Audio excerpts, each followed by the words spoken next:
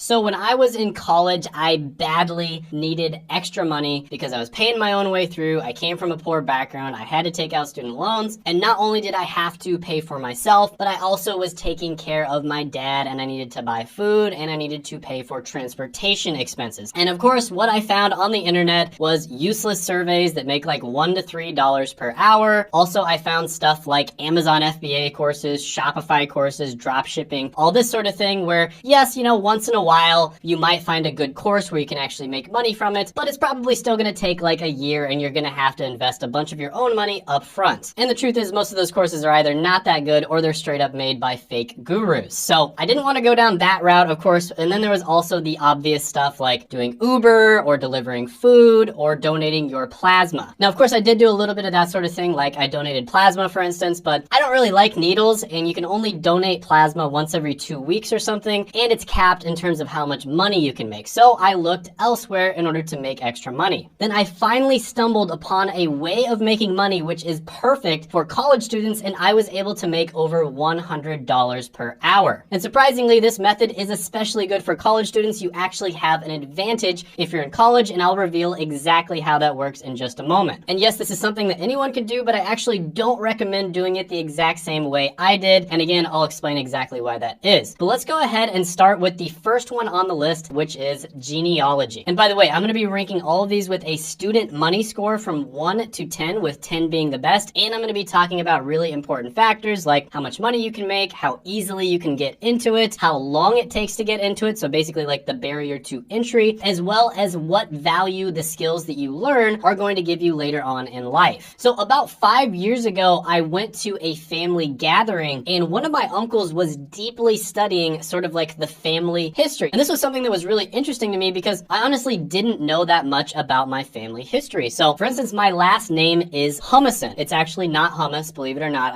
That's just my nickname here on the channel. It's Humison, which means son of hummus. So I always thought that I was sort of like a Viking ancestor because that's very common with people of Scandinavian descent, right? So son of Peter is Peterson, Johnson, etc. But what I found out is apparently some of my Viking ancestors actually went to Scotland and decided to settle there. And all of this was found out by my uncle, who did extensive research on this sort of thing, and he hired a bunch of people to help him. And the people that he hired were genealogists. And believe it or not, it's actually not all that hard to get into genealogy. So for instance, these types of jobs can be found on different freelancing sites like Upwork or Fiverr. And oftentimes you might even get hired by somebody to investigate their family. And in some cases, if you're already in a family where there's a lot of people who are interested in this, they may fund your investigation. Now, if you look at Glassdoor, genealogists make about $80,000 on average, which is really good. And this is something that you can actually do part-time while you're still in school. And many of the requests that you get when it comes to genealogy are going to be incredibly simple. It's basically just looking people up on a website. Now, some of the requests are going to require a lot more investigative skill and a lot more time. And in those cases, you'll probably make a lot more money. But yeah, this is actually a really good one, and I'm going to give it an 8 out of 10 money score. Next on the list is going to be tutoring. And this is one where when I was in college, I actually started doing this. So when I was in college, I wanted to become a pharmacist. And in order to get into pharmacy school, I had to take this test called the PCAT. That's the Pharmacy College Admissions Test. Now, I ended up studying extremely hard for this test. I also did a ton of research to figure out what the best resources out there were, because to be honest with you, a lot of the resources that most people were studying turned out to not be very good. So I ended up taking the test. I scored extremely well on it. I almost had a perfect score. And my study partners that I was studying with told a bunch of other people about my score. And all of a sudden, I started getting hit up by a bunch of people who wanted me to tell them how I scored so well on the test. So the first few people I went ahead, I told them everything I knew for free. But it got to the point where there were so many people asking for my time that I started charging money. And at first I wasn't charging all that much money at all, $30 an hour, something like that. But then as more and more people asked me, I started charging more and more money. And eventually it got to the point where I was charging over $100 an hour. I believe the best that it ever got was about $180 an hour I was making. And all of this was because I scored really well on a super random niche test. Now, how does this apply to you? Well, if you have taken a test like the ACT, SAT, and you've scored well, this could be really good for you. But how about AP tests or IB tests in high school, right? So let's say you took the AP chemistry test or something like that, and you scored really well on it. That's something you could tutor people for. Or let's say you got into a college that a bunch of people want to get into. That's another thing you could tutor people for. Or let's say you're taking the MCAT or the LSAT because you want to get into medical school or law school, that's also something you could tutor people for. And also, if you're good at a subject that most people aren't good at, like mathematics or organic chemistry, again, that's something you could charge a lot of money for. And let's say you're not good at any of that stuff, at the very least, you can tutor people in English, because I assume that you are listening to this, you can understand English, and you can get paid pretty good money for that as well. So yeah, tutoring is a phenomenal way to make money in college, maybe the best possible way. You can make money right off the bat doing this. This gets a 10 out of 10 money score. Next on the list is going to be an online influencer. And this is one that I see around on YouTube quite a bit, of course. And of course, this is something where I started it myself. The first video that I ever uploaded to YouTube was all the way back in like 2010. And I played this game called RuneScape. Now, a lot of people might know RuneScape. I was really into it for many years. I probably wasted a lot of time on it, but there's also a lot of good memories I had there. But yeah, I would PK people on RuneScape, which is basically where you fight other people, and then I would upload those videos to YouTube. Now, I never planned on becoming like a famous YouTuber or anything like that. I basically just did it for fun and to be able to show my friends some of my best PKs. And I didn't start making any real money on YouTube until about 2020, right? So this is something that I did for a hobby. I also watched like thousands of hours of YouTube, and then eventually I started doing it myself and I ended up making money from it. Now, one thing that I will say is there's never been an easier time to become an online influencer. It is much easier now than it was 5 years ago, for instance. And there's also never been an easier time to actually make money as an online influencer. Most of the time, in like 2015, for instance, people who uploaded videos, even the ones who were extremely popular, were not making enough money to actually quit their job and do it full time. But now it's actually quite easy for you to do this comparatively. But with that being said, this is not something that you can do very easily. But there are going to be some people watching this video that are in a position where they would be able to grow relatively fast. And let me tell you who those types of people would be. So I've seen a lot of people who, for instance, go to Ivy League universities leverage the fact that they got into an Ivy League university to grow their channels extremely quickly. So for instance, let's say you're watching this and you're going to Yale, Harvard, Princeton, etc. You can go out and interview people from Harvard and upload those videos on YouTube, do some pretty good editing, and there's a very good chance your video is going to get a lot of views. Another thing you can do is talk about how you were able to get into an Ivy League or prestigious university. You can also do like a day in the life of a Harvard student or something along those lines. Same thing goes if you're a medical student or a law student at a prestigious university. And same thing goes if you're watching this and you're like a doctor or something like that. It's actually extremely easy for you to grow a channel if you do it in the right niche and you're in the right situation. But yeah, I have to be honest with you, this is one where you're probably not going to be able to make money right away. So for that reason, I'll give this one a 6 out of 10 money score. One where you can make money right away though is content writing, and that's the next one on the list. Now, one thing I want to say about content writing is, in my opinion, all good content online, whether it's video, podcast, audio, etc., comes from good content writing. That's right. I hate to burst your bubble. I hate to tell you that Santa's not real, but most of the videos that you watch online are relatively planned out. You know, I have a script right here for this video, for instance. Mr. Beast probably scripts like 99% of the stuff that happens in his videos. And in order to do that, you have to have a team of content writers. Now, it's very difficult to find people that are able to write scripts for YouTube videos because it's such a niche skill. It's different than any other type of writing, and there's some specific things you need to know in order to be successful with it. But it's not just YouTube. You can write blog posts, articles, you can write for a newsletter, for instance. There's all kinds of other ways that you can do content writing. Now, there are a ton of testimonials from people who make full-time living from content writing on Reddit. I'll have some of them pop up on the screen. You can pause the video if you want to check them out. But this one is great because you can make money pretty much right away. You can do it in a job, like work for a website. You can do it as a freelancer. And then down the line, once you learn these skills, this is going to help you start a successful online content business. So this one, I'm going to give a 9 out of 10 money score. Next, let's talk about graphic design. And the story I have for this one is a few months ago, I met a big YouTuber and I was picking his brain on how he made thumbnails. And he told me that he makes something like 8 to 10 thumbnails for each video, right? He makes like 8 to 10 thumbnails and then he picks one of them for the video. And then, you know, sometimes he might switch it out if the video is not performing well. But this is how important thumbnails are on YouTube. And who creates thumbnails? Well, graphic designers do, of course. Now, graphic design is something where you need to niche down, right? You can't just be a generalist. You want to be a specialist and do something like thumbnail creation, for instance. And for the example of thumbnail creation, a thumbnail can literally make or break your video, right? So someone like Mr. Beast, for instance, if his thumbnail has like, I'm just gonna make this up, but like an 8% click-through rate versus like an 8.5% click-through rate might be the difference between getting 10 million views and 100 million views. And the reason for that is because Mr. Beast is competing with all of the other challenge channels who might have a slightly better thumbnail. So if you can make the thumbnail just like 5 or 10% better, get 5 or 10% more people to click on it, that is the kind of difference that you can have. But with that being said, this is one of those skills that does take a long time to learn and master. This is not something you're gonna get good at in a month or 2 months or 3 months. It's probably gonna take you 6 months at least to get really good at thumbnail creation. So for that reason, I'm gonna give this one a 4 out of 10 money score. Next, let's talk about digital marketing. And this is one that I talk about quite a bit on this channel because it's such a good career path for people to go down. And it's especially good for people when they are young. So I have literally interviewed like dozens of people at this point on the channel who have been able to get digital marketing jobs without the need for a college degree or previous experience. One of them was James, who was able to land a job as a 16-year-old. And of course, there are a bunch of different digital marketing niches that you can go down. So some of the biggest ones are going to be SEO, which is search engine optimization. There's also pay-per-click, there's copywriting, etc. And this is one of those skills where it can be really good as a side hustle, can be really good in freelance, and it can be really good to get a full-time job. And the thing about marketing, and specifically digital marketing, is they tend to target younger people. And so people that are young tend to have a better idea of what type of content, what type of creative is going to appeal to people from their generation. And so younger people do tend to be a little bit better at digital marketing, and that gives them an advantage. So yeah, this one is phenomenal. I'm gonna give it a 10 out of 10 money score. Now, before I go to the next one of the things I wanna let you know is if you know a friend or a family member that is maybe going down the wrong career path, they're getting like a useless degree, something like that, or they're just confused about what to do in life, or they have no idea what they wanna do, definitely share this video with them. And the reason I say that is because I was talking to a YouTube specialist the other day, and they told me that my channel has a weirdly large amount of people who share my videos in places like WhatsApp or Facebook Messenger. And I think that's really cool because this is kind of like a grassroots movement. People see videos like this, they see that they're super valuable, I'm actually giving you really good career advice, and they share it with other people. And if you did get this video sent to you by somebody else, go ahead and comment down below and let me know. The next one on the list is going to be an IT help desk specialist. And this is another one where you can get into it extremely quickly. I just did a few interviews on my channel where someone was able to get into it in 14 days and 10 days. And the guy who was able to land this job in 14 days did it without using a computer. That's right. He actually got the job with just an iPad. And one thing I've talked about on this channel quite a bit is the technology industry is probably the best industry that you can possibly work in. I mean, the pay is great, the job satisfaction is great, you can get a remote job easily, the work-life balance is great. I mean, just everything is amazing in the tech industry. And this is probably the easiest way that you can get your foot in the door with your first entry-level job. And then from here, you can move on to all kinds of other jobs. You could move up in IT, you could go to cybersecurity and then software development, and then you could get into tech sales, all kinds of different options. Once you've got your foot in the door in the tech industry, it's very easy for you to move around to other positions. So yeah, IT help desk specialist, awesome career to get into. There are many people who actually do this while they're still in college, and a lot of them end up just going ahead and quitting college because this is just a better option. So I'm gonna give this one a 10 out of 10 money score. Next, let's talk about video editing. And this is a super valuable skill, but I'm gonna preface this by saying that you need to be really good at whatever video editing that you do. So for instance, if you are a specialist and you only edit YouTube videos, you really need to be good, because the truth is, if you're in the United States of America or Britain or Canada watching this, there are many people in other countries that have lower cost of living that are also really good at video editing, right? So business owners out there, are they gonna hire somebody for like, $3 an hour who's really good at video editing, or $30 an hour who's really good at video editing? I mean, which one do you think makes more sense? So if you wanna be competitive, you really need to niche down. Just being a YouTube video editor is not enough. You want to also be what's known as a retention editor. That's somebody who is really good at increasing the retention of a YouTube video. And if you wanna go even further, what I recommend doing is niching down into a particular niche on YouTube. So for instance, you could edit videos for the personal finance niche. Every single niche sort of has their own meta or feel to it. Like there's certain niches where comedy is a good thing, like all the different channels kind of do comedy. There's certain niches where you don't really need to add comedy. So learning the nuances of each of these niches are going to make you more valuable as a video editor. And you could also probably start off on TikTok or Instagram, something like that, doing the more short form stuff. But with that being said, to get really good at this is going to take a ton of practice. This is not something you can do super fast. So for that reason, I'm going to give this one a 7 out of 10 money score. Next one on the list is going to be web design, also known as UX or UI design. So this is exactly what it sounds like. You're basically going to be designing what a website looks like or what some sort of software product looks like. Now this one is relatively easy to get into. You do not need a college degree to get into web design. But with that being said, it's not going to be super quick. One really good way to sort of dip your toe into this and start your portfolio would be to take one of the Google professional certificates. They're like $39 per month. I talk about them in other videos, and they're a great way for you to kind of put your,